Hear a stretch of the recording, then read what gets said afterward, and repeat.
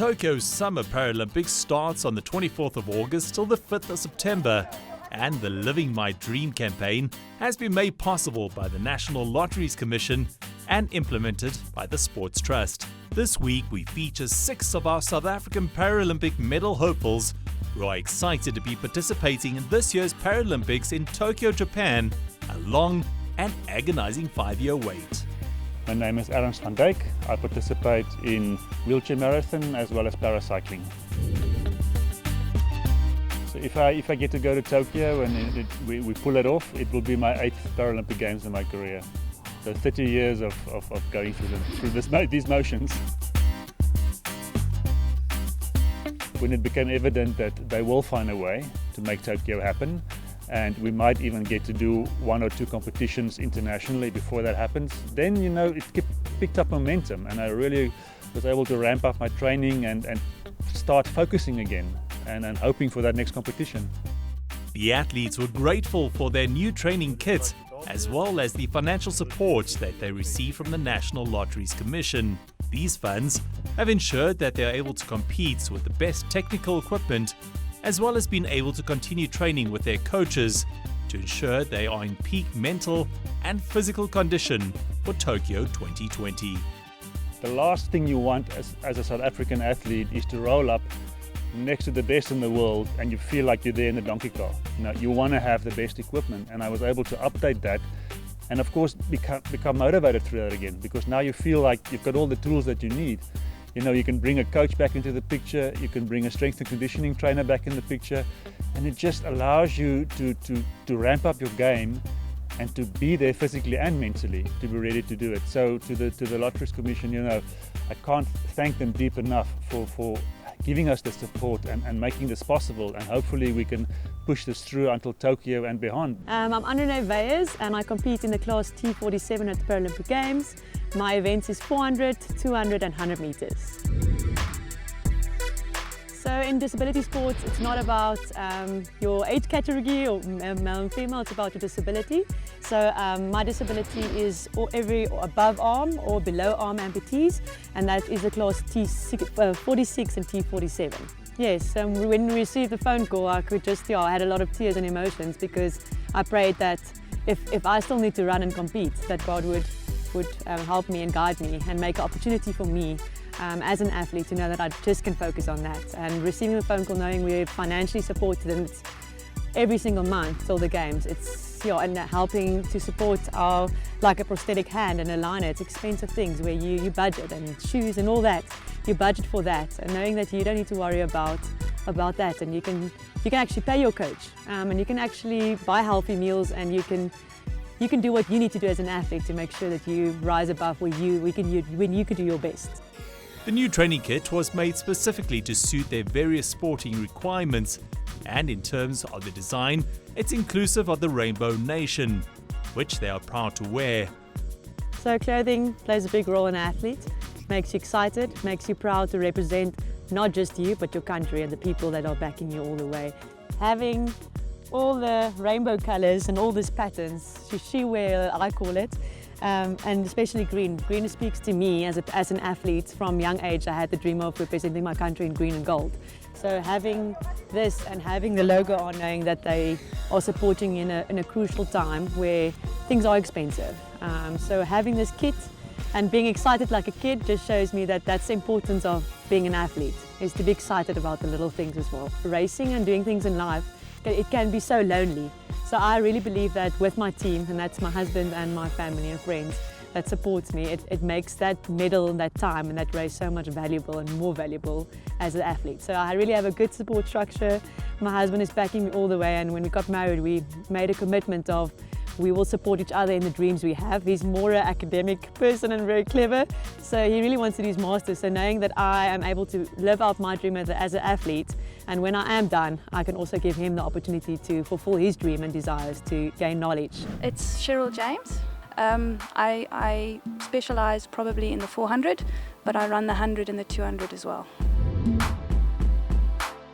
Okay, well, my classification is a T37, which is your cerebral palsy athletes, more specifically the hemiplegia, which affects the one side of the body. It's important to keep relaxed, so moving is important. We have to just keep moving and doing a lot of stretching. I've had to do quite a lot of stretching work to keep all my muscles moving and loose. And I've always been into sport. I did marathon running for a long time, and my physio that kept working on me suggested that I should try for the Paralympics, convinced me to get classified, and 3 years ago an opportunity presented itself that I couldn't refuse. My aspirations for Tokyo 2021 now would be to basically reach my highest potential, what I have in me to reach potentially. I want to actually achieve that, whatever that is, the fastest I can possibly run.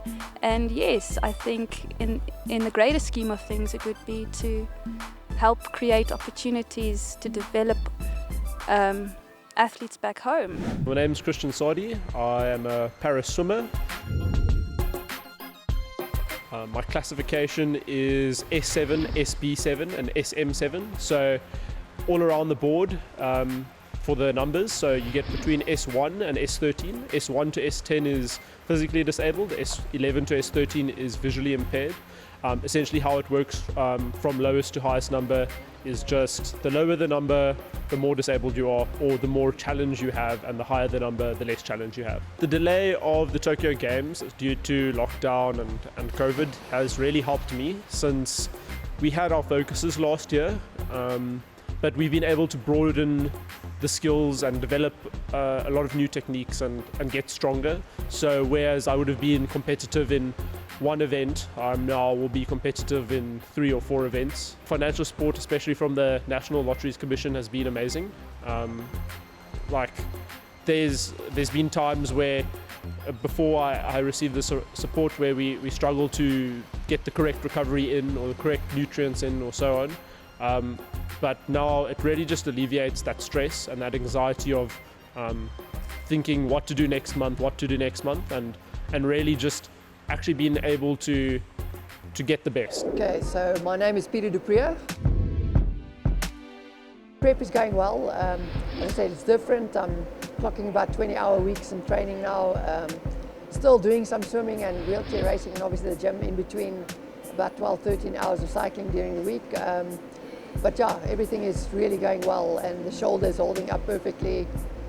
You know, by grace from God above, to be honest, I'd almost forgotten that I actually injured my shoulder. So it's looking great. So obviously at the moment, how my blocks work right now is it's like 3 weeks of building, and then 1 week where it's a little bit easier and we do some testing, and then 1 recovery week.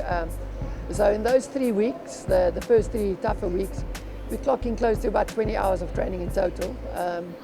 And I would be cycling about 13 hours or so, somewhere between 12 and 15. I'm on the racing chair for about 4 hours, and I swim about 3. And then obviously do about a 1 hour gym session per week. Everybody has that power to inspire and change people's lives around them. And I think if a guy in a wheelchair, another person struggling with life, it might be something that you can't see, but it's something that people struggle with. You can take that situation and turn it into something good. But it starts within yourself, you know, and you have to make that mind shift. So for me, I almost want to say again, take that opportunity and turn it into something great, and go and make a difference in the world around you. My name is MPUMELELO. I participate in para-athletics, and my category is T44. T44 is basically track and field, and it's a lower limb deficiency that affects one side of the body. What you can expect from me is my heart. I'm going to put my heart on the line. I'm going for gold medal, nothing less. And if we don't get there, you would have seen somebody really try at the very least. I just want to say to the National Lotteries Commission that I'm grateful beyond any words, and only my performance can show how grateful I am. And I'm sure many of the athletes also are, because this is not only for us, it's for our community, it's for our families, with the sacrifices that we have done in order to get to the Tokyo Paralympic and Olympic Games. And all we can do is hopefully make you proud as well as the rest of South Africa.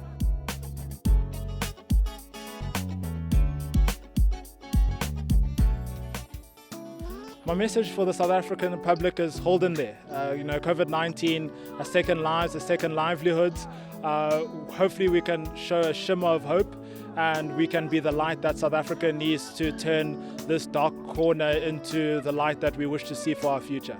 To the South African public, life will become normal again. We will go back to competitions. We will go back to represent South Africa and make you proud. And hopefully Tokyo is going to be that first major scene for us. Well, remember our names, remember our classes, remember our races, and back us and support us. And then we can support all the other sport categories and follow each and everyone's journeys on it. So look out for us, because we're going to make you proud. And we know that the whole South Africa is behind us. My message for the South African public would be to keep on keeping on, and get up every morning and do what you got to do, and love and live and enjoy life, because there's a lot of life to enjoy. I would like to send a message to the people of South Africa, a message of hope that our country and that our athletes that are going to Paralympics, that disability athletes thrive on hope, and so does our country. We are such a united country and we have to overcome obstacles that many countries never face. Same with our para athletes. There's the support that we get is not always the same that we get in that other athletes get from other countries, but it builds character and it makes people independent and grow a lot faster and a lot stronger than others. The Sports Trust wishes to thank the National Lotteries Commission, who have provided key funding that has ensured that these SA Paralympic medal hopefuls, as identified and selected by SASCOC, are now able to live their dream at this year's Tokyo Games 2020.